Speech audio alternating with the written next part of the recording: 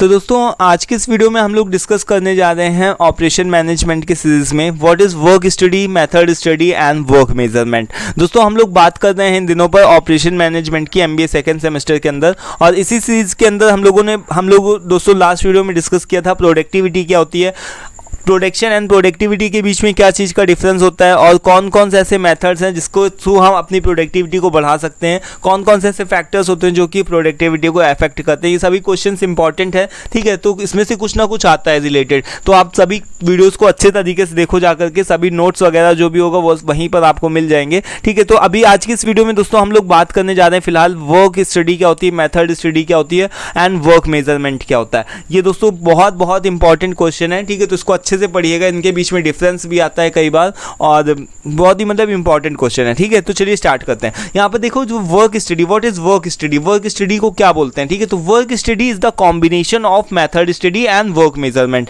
To be very short, work study is the combination of method study and work measurement. दो तरीके के आपके, अगर मैं बोल दूं कि मेथड स्टडी और work measurement is the part of work study, ठीक है। तो यहाँ पर लिखा हुआ है कि work study is the combination of two groups of techniques.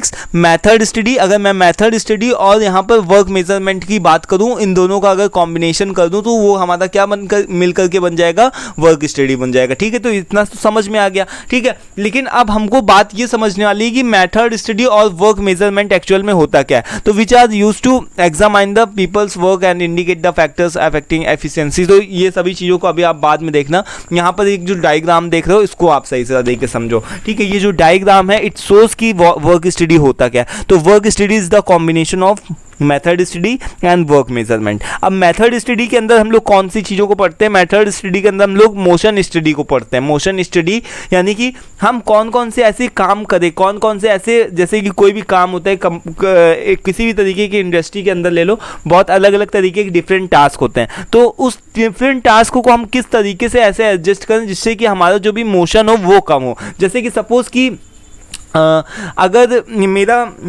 मेरा कोई भी एक प्लांट है, ठीक है। मैं जैसे कि अगर कोई भी एक तरीके का मेरा एक प्लांट है, जैसे सपोज कि कोई एक कंपनी है टाटा करके, ठीक है, TATA, ठीक है। टाटा की कोई भी एक कंपनी, मान लो कि कोई भी कंपनी है, वेंडर है XYZ, ठीक है, XYZ। तो टाटा क्या करती है दोस्तों, यहाँ पर से एक एग्जांपल लेते हैं। जो टाटा है ये क्या करती है, कंपनी XYZ से क्या करती है, रॉ मटेरियल को लेती है, ठीक है, रॉ मटेरियल को लेती है एंड देन अपने प्रोडक्ट्स को क्या करती है, वो मैन्युफैक्चर करती है, ठीक है। टाटा क्या करती है, XYZ कंपनी से क्या करती है, रॉ मटेरियल को लेती है और वो क्या करती है, देन अपने जो भी प्रोडक्ट्स होता है उसको मैन्युफैक्चर करती है। अब लेट्स से कि अगर जो टाटा कंपनी है, ठीक है, टाटा कंपनी मान लो कि इंडिया के किसी भी जैसे कि अगर गुड़गांव में है, ठीक है, टाटा कंपनी जो भी है वो गुड़गांव के अंदर है, ठीक है। और जो XYZ कंपनी है वो कहाँ है, मान लो कि बैंगलोर के अंदर है, ठीक है। तो अब क्या रोज रोज बैंगलोर से मतलब कि इतना ज़्यादा रॉ मटेरियल को अगर ले करके आना, तो वो हमारा क्या हो गया दोस्तों, ट्रांसपोर्टेशन की कॉस्ट बहुत ज़्यादा पड़ जाएगी, ठीक है। ट्रांसपोर्टेशन इतना ज़्यादा, मतलब बाहर से मंगा रहे हो, बार बार ले करके आ रहा है कोई, ठीक है। और साथ ही साथ में रॉ मटेरियल तो आपको पता ही कि रोज रोज काम पड़ता है, ठीक है। ऐसा तो है नहीं, रॉ मटेरियल नहीं होगा तो प्रोडक्शन बंद हो जाएगा, ठीक है। सो टाटा कंपनी क्या करेगी दोस्तों, अपने XYZ वेंडर को ये बोलेगी कि तुम एक काम करो, तुम अपना प्लांट गुड़गांव में ही कहीं आसपास सेट कर लो, ठीक है। जिससे क्या होगा कि ट्रांसपोर्टेशन की कॉस्ट क्या हो जाएगी, कम हो जाएगी, ठीक है। तो इससे क्या हो गया दोस्तों, ये मोशन स्टडी है, ये हमारी क्या हो गई, मोशन स्टडी हो गई। यानी कि अगर हम जो भी काम पहले क्या कर रहे थे, थोड़ा सा देरी से हो पा रहा था हमारा काम और बहुत ही कॉस्टली हो पा रहा है, जस्ट बिकॉज ऑफ कि मोशन स्टडी। यानी कि इस मोशन स्टडी के अंदर हम क्या चीज़ों को पढ़ते हैं कि हम कौन से ऐसे टेक्निक्स को, कौन से ऐसे टूल्स वगैरह को यूज़ करें जिससे कि हम अपने काम को आसान बना सकें, हम अपने काम को बहुत ही ज़्यादा लॉन्ग डिस्टेंस में ना कवर करके, बहुत ही ज़्यादा लॉन्ग मेथड को ना यूज़ करके शॉर्ट मेथड्स को यूज़ करें। तो इसके अंदर मेथड स्टडी के अंदर हम लोग इन सभी चीज़ों को पढ़ते हैं। वहीं वर्क मेजरमेंट की बात करी जाए तो वर्क मेजरमेंट के अंदर दोस्तों हम लोग टाइम स्टडी की बात करते हैं। टाइम स्टडी क्या होती है दोस्तों, टाइम स्टडी का मतलब कि हम लोग कितने कम समय के अंदर ज़्यादा से ज़्यादा चीज़ों को कर सकें। यानी कि साइकिल टाइम को देखना, स्टॉप वॉच के थ्रू थ्रू कि कौन सा काम कितने घंटे में हो रहा है, कितने मिनट्स के अंदर, कितने सेकंड के अंदर हो रहा है। वर्क मेजरमेंट के अंदर ये सारी चीज़ें इंक्लूड होती है, ठीक है। तो work study is the part of, it is a combination of method study and work measurement. और मेथड स्टडी के अंदर हम लोग मोशन स्टडी को कर करते हैं एंड वर्क मेजरमेंट के अंदर हम लोग टाइम स्टडी को कर करते हैं। और अगर इन्हीं दोनों चीज़ों को मिला दिया जाए तो इससे हमारी क्या होती है, अगर दोस्तों हम क्या करेंगे, अगर दो चीज़ों के ऊपर फोकस कर लेंगे, अगर हम मोशंस के ऊपर अपने कंट्रोल कर लेंगे, लाइक कि हम बहुत ज़्यादा जो जिसमें हम बहुत ज़्यादा मोशन करते हैं, उन सभी मोशन करने वाले कामों को क्या करें, शॉर्ट में कर दें, डिस्टेंस को शॉर्ट कर दें, ठीक है। और टाइम को क्या कर दें दोस्तों, कम कर दें, ठीक है। अपने साइकिल टाइम को क्या कर दें, कम कर दें। अगर हम इन दोनों चीज़ों के ऊपर भी काम कर लेंगे तो हमारी जो प्रोडक्टिविटी होगी वो क्या हो जाएगी, हाई हो जाएगी, यानी कि हम अपनी प्रोडक्टिविटी को बढ़ा सकेंगे, ठीक है। तो this was all about product work study के बारे में था, ठीक है। तो ये क्या था, वर्क स्टडी क्या होती है दोस्तों, वर्क स्टडी के बारे में ही था। तो ये सभी जो भी कहानी मैंने आप लोगों को सुनाई, जो भी ये बताया कि तो ये पूरा का पूरा किसके ऊपर बेस्ड है, वर्क स्टडी के ऊपर, ठीक है। तो कुछ भी आ जाए वर्क स्टडी से रिलेटेड, आपको ये डायग्राम जरूर बना करके आना है।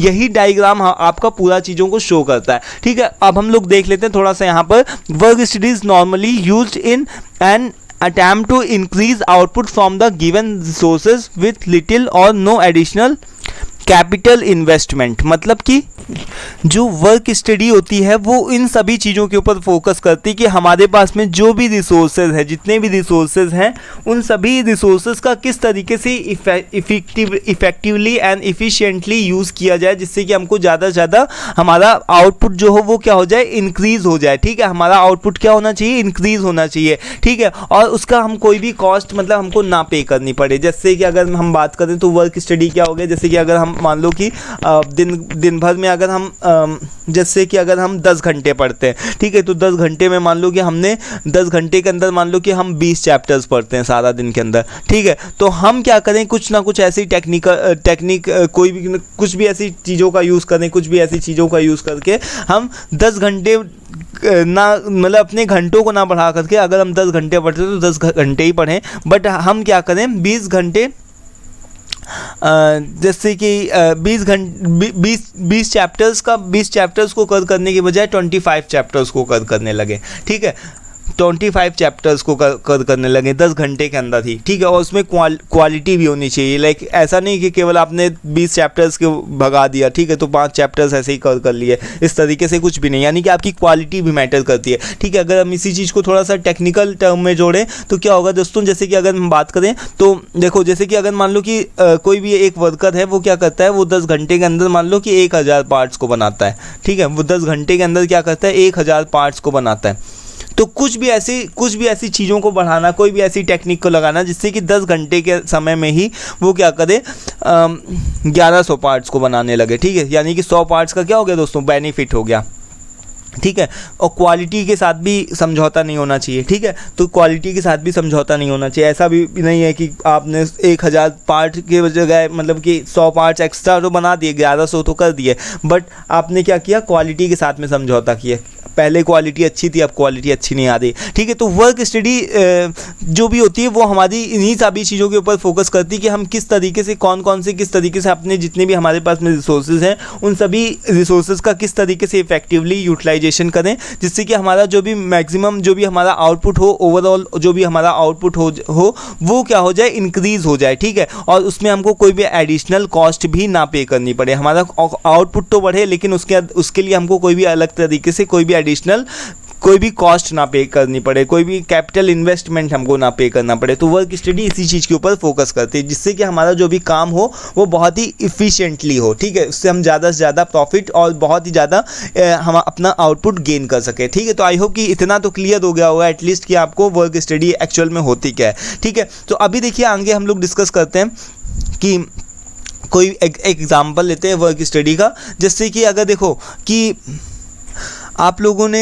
कहीं पर अगर प्रोडक्शन कहीं पर भी अगर किसी भी कंपनी में काम किया होगा तो वहाँ पर आपने देखा होगा, या फिर अगर नहीं भी काम किया होगा तो आप देख लेना प्रोडक्शन किस तरीके से होता है। तो एक तरीके की लाइन चलती रहती है, ठीक है, एक तरीके की लाइन चलती रहती है। वहाँ पर कोई आदमी कोई दूसरा काम कर रहा होता है, कोई भी आदमी दूसरा काम कर रहा होता है सेम प्रोडक्ट के ऊपर, ठीक है। तो लाइन चलती रहती है, यानी कि इस तरीके से चला करता है, ठीक है। जैसे पतंजलि के प्रोडक्ट हो गए, ठीक है, तो कोई कहीं पर से मशीन के द्वारा क्या हो रहा है कि उसके चमन प्राश मान लो कि कहीं पर बन रहा है, ठीक है, तो उसमें क्या होता है है कि वो कहीं पर से च्यवनप्राश डिब्बे के अंदर गिरा, वहीं पर से दूसरा क्या कर रहा है, उस ढक्कन को टाइट कर रहा है, फिर तीसरा आदमी क्या कर रहा है, उसके ऊपर लेबल लगा रहा है। ठीक है, लेबल लगा करके क्या हो रहा है दोस्तों, उसके बाद में कुछ आदमी क्या कर रहा है, उसके ऊपर डेट वगैरह जो भी इन सभी चीज़ों को मार्क कर रहा है कि कब जो भी एक्सपायरी डेट वगैरह हो गई, उन सभी चीज़ों को मार्क कर रहा है। इन सभी चीज़ों को करते करते क्या हो गया, आपका फिनिश्ड जो भी च्यवनप्राश का पैकेट है वो पूरा बन करके तैयार हो गया। ठीक है, यानी कि जो च्यवनप्राश का डिब्बा है वो बन करके पूरा तैयार हो गया।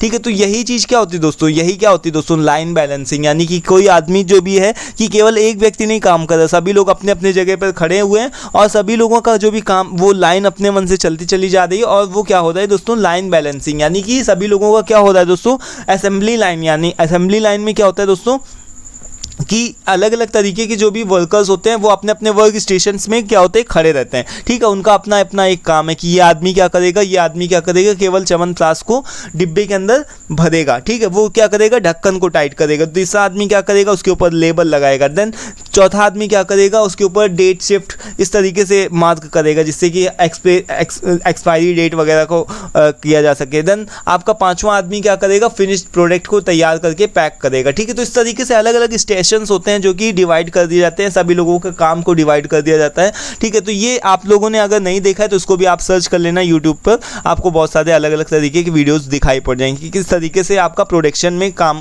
प्रोडक्शन डिपार्टमेंट में किस तरीके से काम होता है। ठीक है, तो इनका जो भी जो वर्क स्टडी है इसका यही एक बेस्ट एग्जांपल है कि किस तरीके से आप लाइन को बैलेंस करते हो, और इस बैलेंस इस लाइन को इस तरीके से बैलेंस करना होता है जिससे कि आपका जो भी आइडल टाइम हो वो भी ना लगे। कि ऐसा नहीं होना चाहिए कि एक आदमी इसके पास में कोई प्रोडक्ट ही नहीं आ रहा बार बार। ठीक है, ये क्या कर रहा है, ये आदमी बहुत ही लेजी है, ये बहुत ही आराम से काम कर रहा है, तो ये ढक्कन ही नहीं टाइट करके इसको दे पा रहा हो, तो ये लेवल क्या लगाएगा। ठीक है, तो इस तरीके से क्या होना चाहिए, लाइन की बैलेंसिंग होनी चाहिए। ठीक है, सो ये एग्जाम्पल था लाइन बैलेंसिंग का, ये एकदम बेस्ट एग्जाम्पल था वर्क स्टडी का, लाइन बैलेंसिंग का। ये थोड़ा सा टेक्निकल टॉपिक है तो आप में भी थोड़ा हमको भी समझाने में टाइम लगता है और आपको भी समझने में, लेकिन एक बार समझ में आ गया तो बहुत ही अच्छा है। ठीक है, तो अभी देखो आगे क्या है कि स्कोप एंड ऑब्जेक्टिव क्या होते हैं। वर्क स्टडी से आप क्या कर सकते हो, इससे आप क्या कर सकते हो कि बेस्ट मेथड को आप to determine the best method. ठीक है, यानी कि आप बेस्ट मेथड को चूज कर सकते हो कि किस तरीके से काम किया जाए जिससे कि आपका काम आसान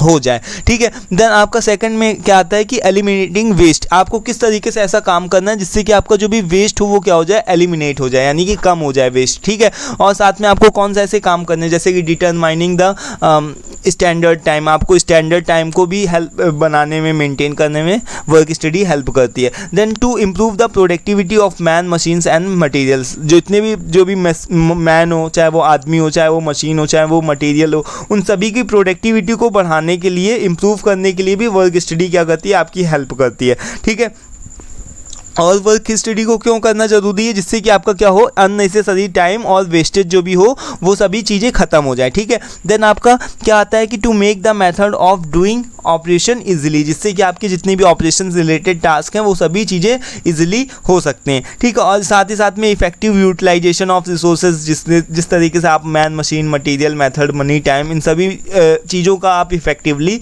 अपने जितने भी रिसोर्सेज हैं उन सभी चीज़ों का आप अपने इफेक्टिवली यूटिलाइजेशन कर सकते हो। ठीक है, तो आई होप कि इतना क्लियर हो गया होगा। ठीक है, सो अब इसके कुछ एक एडवांटेजेस भी हैं वर्क स्टडी के जो कि मैंने ऑलरेडी आप लोगों को बता दिए हुए हैं। ठीक है, तो आप लोग यहाँ पर से देख सकते हो और स्क्रीनशॉट वगैरह ले सकते हो। अगर नहीं स्क्रीनशॉट चाहिए तो आप पीडीएफ डायरेक्ट आकर के व्हाट्सएप पे बोलो कि मुझे इसका पीडीएफ चाहिए, मैं आप लोगों को दे दूंगा। ठीक है, तो सभी चीज़ों के डिजिटल मार्केटिंग को मैंने ऑलरेडी कवर करके रखा हुआ है। अभी सारे वर्क स्टडी से रिलेटेड जितने भी टॉपिक्स हैं, ठीक है, उन सभी चीज़ों को हम लोग ऑलरेडी डिस्कस करके रख देंगे। जितने भी हैं उन सभी चीज़ों को हम लोगों ने क्या किया है दोस्तों कि बहुत ही सिंप्लीफिकेशन करने के लिए मैं वीडियोस को अलग अलग पार्ट्स में डिवाइड कर रहा हूँ। ठीक है, तो अभी हम लोगों ने आज के इस वीडियो के अंदर क्या पढ़ा, केवल वर्क स्टडी के बारे में पढ़ा, बट हम लोग अभी नेक्स्ट वीडियो के अंदर क्या पढ़ेंगे दोस्तों, अभी आज के इस वीडियो के अंदर हम लोगों ने केवल वर्क स्टडी के बारे में पढ़ा है। नेक्स्ट वीडियो के अंदर हम लोग मेथड स्टडी क्या होती है पढ़ेंगे, देन हम लोग क्या पढ़ेंगे, वर्क मेजरमेंट को पढ़ेंगे। ठीक है, तो एक एक वीडियो के अंदर एक एक टॉपिक को हम लोग कवर कर रहे हैं और बहुत ही ईजिली, बहुत ही आसानी से आपके सारे टॉपिक्स कवर होने वाले हैं। कोई भी दिक्कत हो, कोई भी प्रॉब्लम हो, आप please at least let me know in the comment box so that I can help you. ठीक है, और पीडीएफ वगैरह चाहिए तो उसके लिए आप व्हाट्सएप पे कर सकते हो कांटेक्ट। ठीक है, तो thank you for watching this video. दोस्तों वीडियो पसंद आएगा तो उसको भी लाइक कर दिया करो। Thank you for watching this, thank you once again.